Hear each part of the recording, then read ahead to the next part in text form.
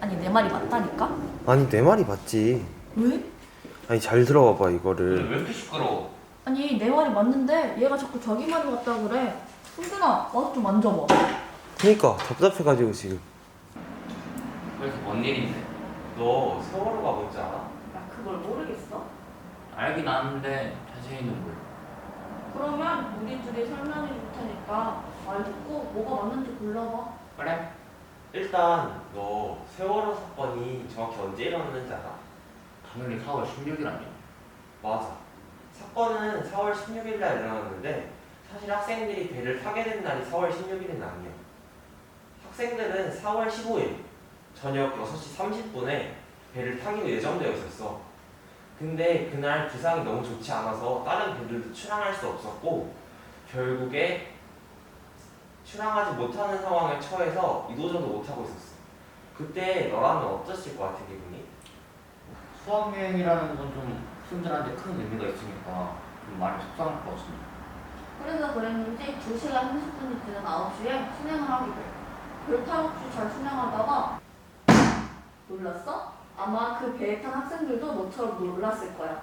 그리고 배가 기우는 느낌이 들자 한 학생이 빠르게 신고한 시각이 8시 58분이었어. 그러면 해양경찰은 몇 시에 도착했을 것 같아? 8시 58분에 신고를 했으니까 9시 15분에 도착하지 않았을까? 그치. 보통 사람들이 생각하기엔 그 정도 시간이 적당한 시간이라고 생각할 수 있어. 근데 사실 제대로 도착한 시간은 9시 30분. 네가 예상한 시간보다 15분이라서 늦은 시간이야. 그동안 해양경찰은 뭐라고 있었던 걸까? 노가리 까보지 않았을까? 아까 말했듯이 최초 신고는 8시 58분에 이루어졌어. 원래 해양경찰은 신고자의 이름을 물어본 뒤 배의 이름을 물어봤어야 했는데 전화통화한 지 3분이 지나서야 배의 이름을 물어보게 돼. 그리고 가장 가까운 관제센터가 아닌 제주 관제센터에 연결시켜주면서 시간을 더 허비하게 됐어. 그러면 왜 제일 가까운 관제센터 말고 제주 관제센터로 옮겨간 거야? 그건 그냥 단순한 오류였다고 생각해. 아, 그리고 해양경찰이 신고를 받고 출동했을 당시 해양경찰 앞에 펼쳐진 것은 거센 파도였어. 이때 뱃속에 있는 선원들은 뭐라고 있었을까? 나 그거 알아. 아무것도 하지 말고 그냥 가만히 있으라 난 내만큼 나오는 거 아니야? 맞아. 그래서 구조에는 더욱 차질이 생기게 되었고 결국 10시 13분에 도착한 해경 1, 2, 3정은 뱃속에 있는 이준석 선장과 선원들만 태우고 떠나갈 수밖에 없었어. 아니 그게 말이 돼? 아니 어떻게 학생들을 그냥 두고 떠날 수 있어? 사실 그게 나도 참 안타깝긴 한데 그때 해경 1, 2, 3정이 타고 있던 배는 너무 작아서 다른 인원들을 같이 구출해 나갈 수가 없었어. 조금이라도 더 태웠으면 좀 더 많은 학생들을 구할 수 있었겠네. 그치.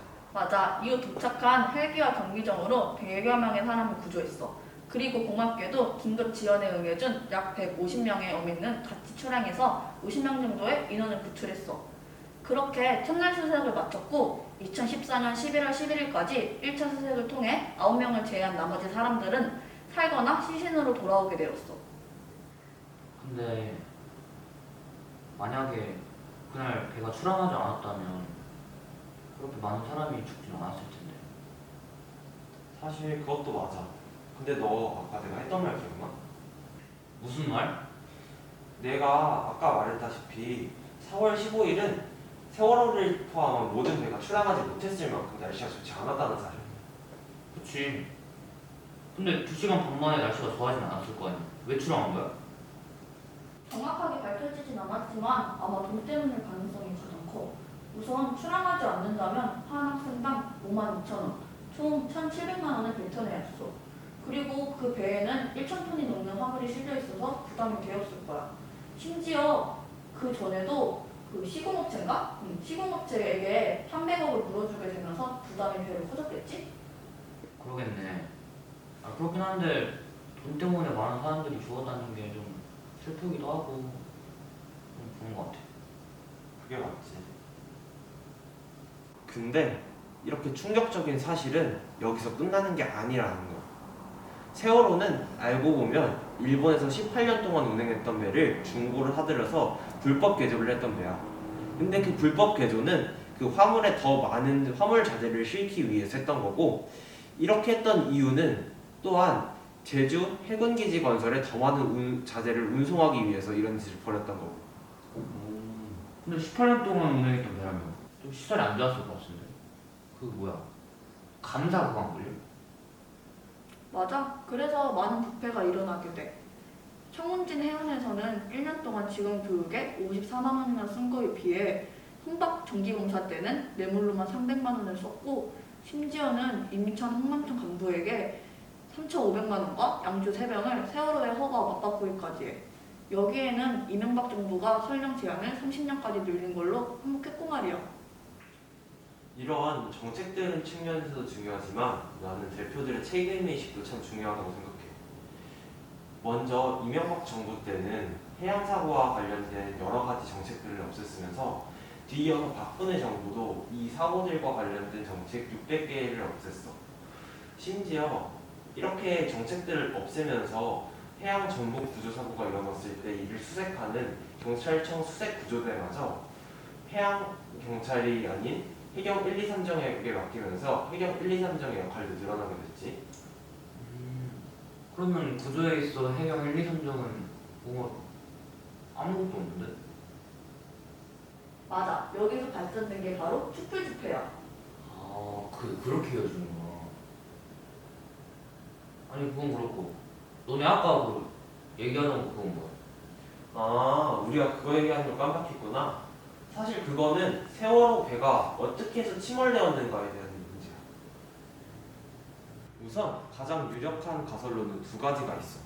첫 번째로는 배가 노후화됐다는 것에서 비롯되는 이야기인데, 애초에 배가 오래돼 있었고 불법 개조로 인해 왼쪽 날개가 심하게 돌아가 있다는 것을 보아 배에 사람들과 많은 화물이 실려 있어서 그대로 침몰했다는 가설이야. 두 번째로는 쿵 소리가 났다는 것에서 비롯한 잠수함 충동설이야.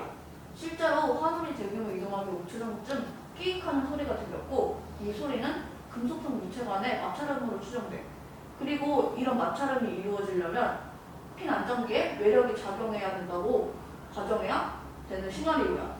그리고 실제로 세월호를 인용해보니 핀 안정기는 가해전이 되어 있었고, 이 정도의 가해전이 이루어지려면 잠수함 정도 되는 물체가 충돌해야 한다는 가설이야. 솔직히 둘 다 맞는 얘기 같은데. 그 촛불 집회 다음엔 어떻게 이어지는 거야? 뭐 그 다음에는 너네도 잘 알다시피 박근혜 전 대통령은 탄핵을 당했고, 새로 문재인 정부가 출범을 하면서 세월호를 인양하게 돼. 세월호를 인양해서 수색해보니 총 5명을 제외한 나머지 사람들은 시신으로서 구해내게 되었어. 하지만 우리나라 법 때문에 나머지 5명 모두가 죽었다는 건 아니지만 시신이 없어 아직까지도 실종 상태로 남아있게 됐지. 또한 아쉽게도 유가족들이 처벌해달라고 한 책임자 78명은 대부분 무혐의 처분을 받게 되었고, 해경 지휘부 10명조차 무죄 또는 집행유예 처분으로 막을 내리게 돼. 그렇게 끝나는구나. 이제 와서 생각해보니까 이 이야기를 제대로 알지 못했던 내가 좀 부끄러운 것 같아. 뭐가 어찌 됐더라도 그걸 지금이라도 깨우친 게 참 다행이다. 그럼 다른 얘기도 들어볼래?